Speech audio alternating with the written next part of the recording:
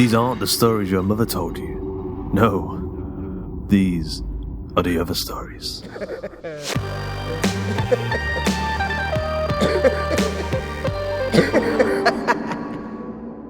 Today's episode of The Other Stories is Ridley's Shower, written by Daniel Wilcox and narrated by Manny Realguy. They fell with a bang. They were followed by a silence. We all watched them. From our windows and our terraces and our back gardens and the streets, we all stared in awed wonder at the light display that streaked across the night sky. Too late to toss a penny to the guy, and too early for Dick Clark's rocking countdown. They attracted attention that had never been known at this time of year. It was all the news could report. This just in, the now named Ripley shower that has been making headlines across the world will run its trajectory past Earth's orbit at 10:31 this evening.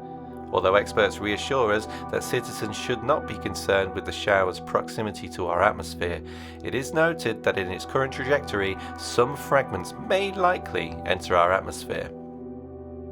A wry look from one anchor to the other. Maybe if we're lucky, we could wake up with real fragments from outer space on our lawns. A chuckle from their co-anchor. Wouldn't that be something? And it was. By 10 o'clock, the streets were flooded with feverish civilians. Leftover sparklers were reignited. Carts peddling unsold spinning light swords and helium balloons trailed through crowded avenues. And at just about 10:31, almost to the second, the first of the meteors appeared. It came with an eruption of light, its tail a distance immeasurable as it hurtled from east to west before sputtering into nothingness. Before it was over, the next came, and then the next, and then the next, and soon it was all we could see. Strobes across the sky, blinking, speeding fireflies. Cavernous mouths stared agape, eyes unblinking, hypnotized by the phenomenon. Some shooting stars were larger than others, leaving skid-mark burns in our vision. Some were almost imperceptible to the human eye, although their power could be felt. I watched from my window, breath fogging up the glass. Trixie, my tortoiseshell cat, huddled in the corner of the room, eyes fixed on the back of my head imploringly, as though trying to communicate hisses and yowls. Hackles raised and fangs bared at the light display, a wary twinkle in her eye. Animals always know. For 2 full minutes our heads were dizzied with light. For 2 full minutes we held our breath and observed the impossibility that presented itself to us. For 2 full minutes, cosmic magic stunned the world into silence. Then the first scream came, whip-sharp, from 3 houses over. Drawn to the din, I craned my neck in its direction. The neighbour's garden blocked by Mrs. Fuller's cherry blossoms. The scream was loud, urgent, pained. And then before I could grasp its source, it just stopped. Cut like a needle sharply yanked from the record player.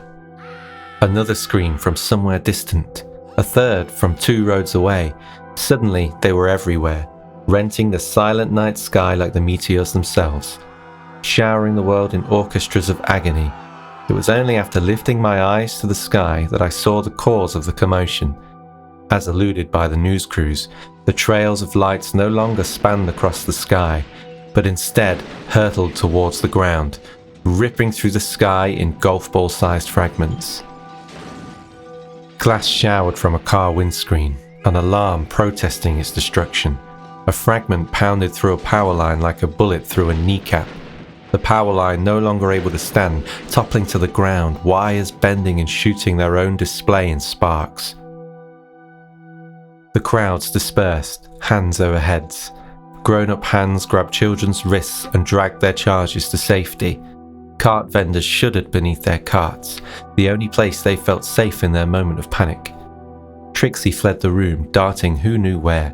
Space rocks pelted the asphalt, creating small pockets in them before ricocheting across the street to their inevitable standstill. A whistle and a flash of light. A squeal not human. Instinct powered my limbs. I dived on my bed, narrowly avoiding the onyx ball that shot through my window and rebounded off the floorboards, off the wall, smashing into my alarm clock, which toppled and cracked on the floor. I cried out, though I could not hear my words over fear. Heat radiated off the rock from several meters away, and as the chaos ensued outside, I found my gaze transfixed on the intruder in my room. The world fell quiet, my focus honed on this cosmic entity gently burning the plastic from my laminate floorboards. A steady ream of smoke ribboned into my room, accompanied by the strange smell of dusting cloths, fresh mown grass, and Korean barbecue. With caution, I crawled on all fours from my bed. From the outside, I must have looked the sight, Mowgli first discovering his lupine family in Kipling's tale. In that moment, I didn't care. All that mattered was the foreign object pulling me forward. To my surprise, the rock was cool to the touch. Its body was pocked with holes and craters, a kid's diorama of a mini moon in my shaking hands. Though its outside was rough, the inside of the craters were as smooth as glass, and as I raised the curious thing to my eyeline, a queer warmth spread through my body. A serene satisfaction at what I beheld coursing its way through my veins, as though I could feel its energy thrumming in the marrow of my bones. A drunken smile spread on my lips as I stared into the pits of the largest crater. A crater that contained a geological eyeball. An eyeball that watched. An eyeball that blinked. Startled, I threw the rock across the room, rearing back in alarm. Although I know I screamed, I could not hear my voice, could not spare thought for the realization that, outside, the world had fallen silent. I could only stare at the idle rock, its largest crater face down on the floorboards. My chest rose in rapid hitches. I was frozen, paralyzed in place, alert at the notion that there was even a possibility that this thing, this rock, was somehow alive. It didn't hurt you. It hasn't come to hurt you. It's just a rock. A meteor. That's all. A simple little space rock. Thoughts transferred to silent words on my lips. It can't hurt me. Then why is it already back in my hand? I stared at my cupped palms, the rock nestled in its center. Its lightness surprising for such a dense thing. From the middle of the object, the great eye stared at me, its alien pupil contracting and dilating as though an inner intelligence was processing new information. Its color was of octarine and gold, emerald and pearl, the pupil an exaggerated hexagon with rounded corners. A keyhole to a new world. I couldn't move, didn't want to move. This thing was examining me as much as I was examining it. Wonder reflected in our eyes. Outside, light continued to flash as the world spun on by, but in the beating heart that was my room, it was only the rock and me, this cosmic infant and my own humanity. A wondrous thing bequeathed from some alien mothership. My senses were aflame, my skin tightening with excitement and curiosity. The skin of the rock swelled, small flakes of minerals snowing onto my palms and integrating with my own flesh. In just a matter of moments, the rock morphed with my hands, growing roots that tickled and aroused. I laughed without sound, a solitary tear trailing a silvery path down my cheeks. It's okay, I soothed myself, though maybe it could have been the rock speaking. There is nothing here that can harm you. Only you and I and you, and here we can learn to get along. Together we can understand each other. Learn, laugh, fuck, hurt, squeeze, join. Join. My lips motioned without word. Eyes glassy, mouth salivating. Together. Together. In the most intimate of ways. Intimate. Join. Join. My hands moved without instruction, raising the small rock towards my face. My lips parted, drool trailing in the path the tear had shed as my tongue flattened and my taste buds thirsted. The rock approached, my hands charcoaled as if having climbed the chimney spout, my maw ready to receive the rock into me where we could unite as one organism and begin our adventures together. Outside, the world burned in stony silence. Civilians raced through the quiet streets. Fires, cosmic destruction. Babies screamed without decibel. And still the shower rained upon them. And still I cared not. The rough surface of the rock caressed my lips, the eyeball staring into the vacuum of my throat. I could feel its power in waves, pulses that rocked my soul like tides. In that moment, I knew that there were more of them, hundreds, thousands even, already capturing their own hosts and unifying into an amalgam of non-terrestrial and extra. Swathes of human beings desperate to begin their reign as other, to understand and to quell the hurt that filled their gut with each second in which host and alien had yet to combine. My tongue traced the eyeball, flicked its wet lens, cold as ice. The taste of cloth and lawn and barbecue stained my buds. I could hear each word now, in my head, the only sounds that arose in this new world order.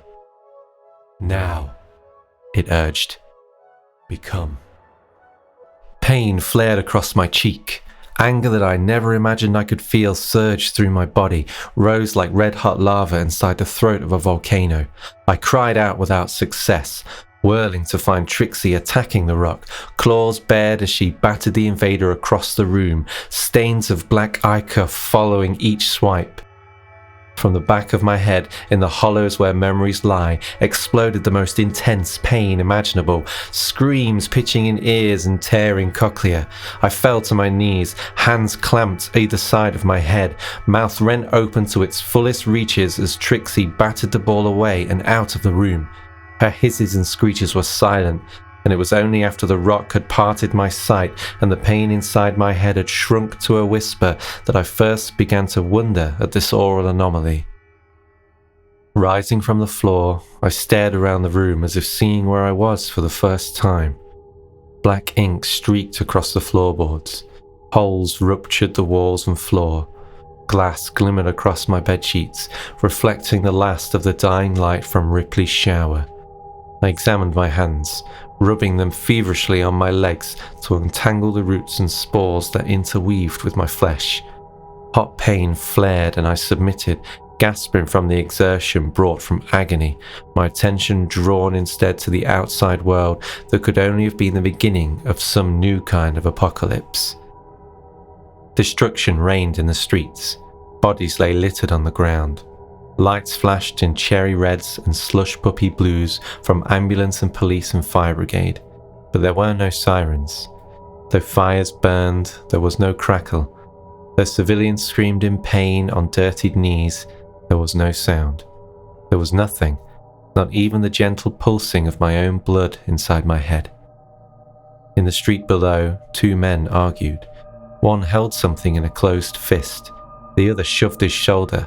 I didn't need to guess to know what they were fighting about. The aggressor's eyes strained to the dark object clutched in the other's hands. Deagle and Smeagol fighting for their ring. But that wasn't the strangest part for me. That was reserved for the words they exaggerated from screaming mouths. Words that the other could not hear or understand. Lips that parted to scream, "Can you not hear me?" Followed by the other screaming, "Fuck you, I can't hear what you're saying."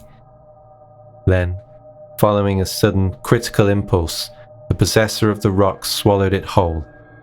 I turned away, then, bile rising in my gorge.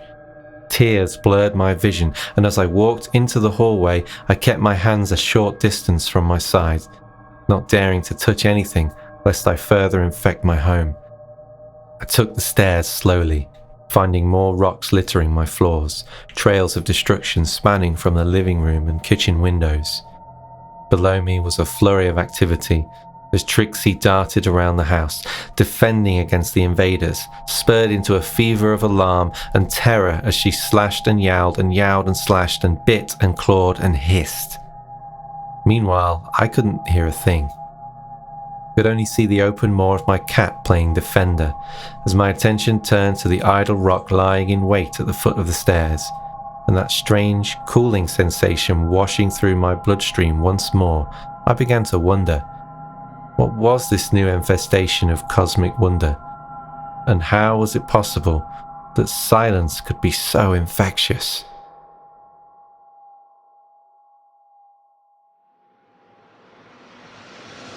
I hope you enjoyed today's episode of The Other Stories. Ridley's Shower was written by Daniel Wilcox, narrated by Manny Realguy, produced by Duncan Muggleton, with music by Duncan Muggleton and Tom Robson, and sound effects provided by freesound.org. The episode illustration was provided by Luke Spooner of Carry On House.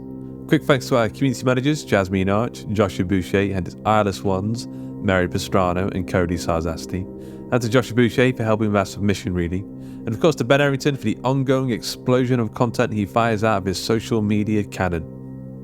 Daniel Wilcox is an international best-selling author and award-winning podcaster of dark fiction.